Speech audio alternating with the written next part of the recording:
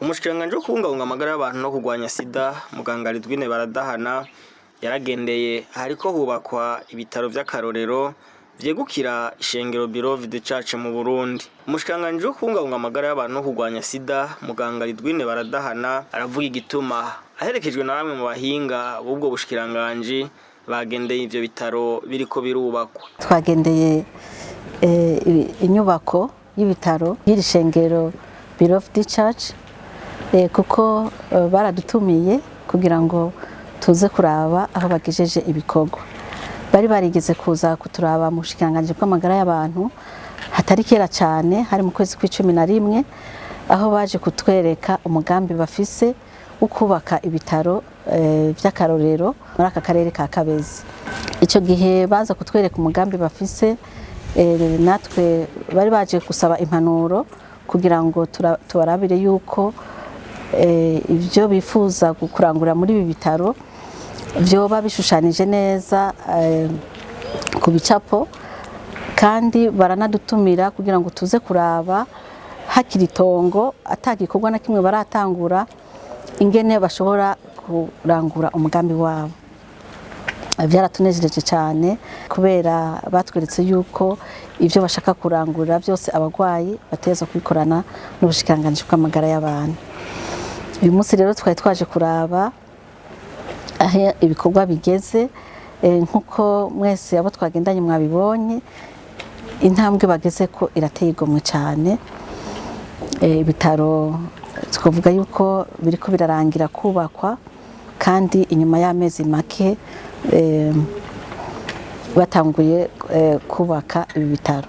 Byatunejeje cyane kuko twabonye yuko ivyo twavuganye, ivyo twasezeranye, impanuro twagiye turabaha, twabonye vy'ukuri ko bazikurikije. Twavuga yuko ibi bitaro vyubatswe vyisunze ya mbona kazoza y'igihugu turiko turajamwo, igihugu cifashe mu mwaka wa 2040 kandi giteye imbere mu mwaka wa 2060. No kuvuga ibi bitaro uravye ukuntu bimeze n'ibitaro twavuga yuko biri muri ya mbona kazoza twifuza kuzoshikamwo, twatanguye kubaka muri uwo mwaka. Turakengurutse cyane rero kuko turabona yuko vy'ukuri bariko barashigikira igihugu mu kwinjira muri ya mbona kazoza dushaka kubakira igihugu cyacu cy'u Burundi. Abakristo ngo ntibotera imbere mu byo kwemera gusa, ariko ngo bo kwijukira n'ibikorwa biteza imbere umukristo. N'ubu nyene umushikiranganji w'amagara y'abantu muganga Ridwine Baradahana ni ishengero rimwe mu yandi mashengero asanzwe arangura ibikorwa vy'iterambere by'abanywanyi b'amashengero, nkuko n'ahandi bahora babikora, ariko nibaza yuko urugero aba batanguriyeko n'urugero rwiza cyane rw'intangarugero ku yandi mashengero kugira ngo baze barakora ibintu by'ukuri bifadika.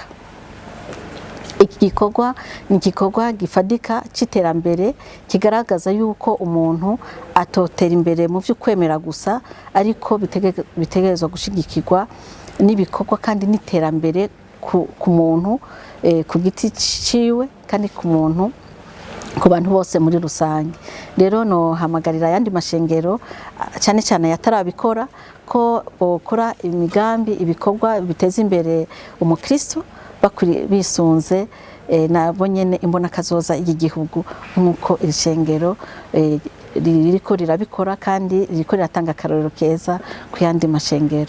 Bishop Jean Bosco Nzisabira umwungere mukuru w'ishengero Beloved Church mu Burundi ati numunezero udasanzwe kubona umushikiranganji yahisemwo kwihagurukira akaza kubatera intege, akavuga ko mu mbono y'ukubaka ivyo bitaro harimwo gupfunyira urugendo abenegihugu baba bipfuza abaganga.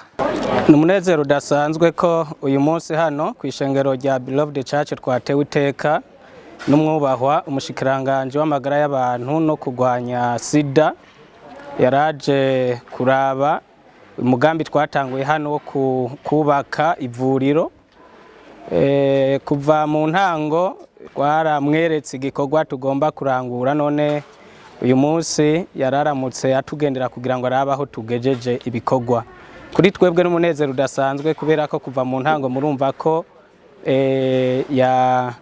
yadufashije akatwereka ibyo twokora naho umugambi twari tusanganywe, ariko mu buryo bw'ubuhinga twari dukeneye impanuro z'ubushikiranganji z'abahinga.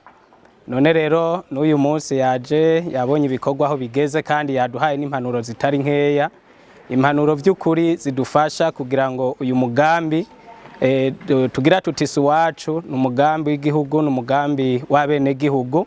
Iyo tuwukoze neza rero tuba turiko turakorera abenegihugu n'igihugu neza.